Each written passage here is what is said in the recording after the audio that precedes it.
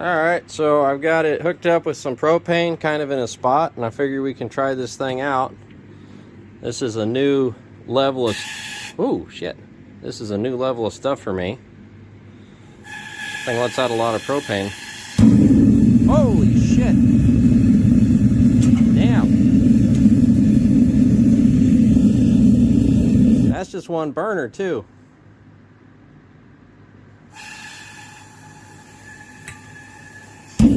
Woo! Hot dog. Well, that'll heat the shop.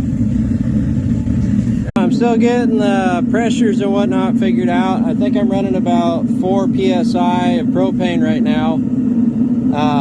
And I'm pretty impressed because it only took about a minute to get that working temperature. And that's 3/4 by 3/4 bars. So that's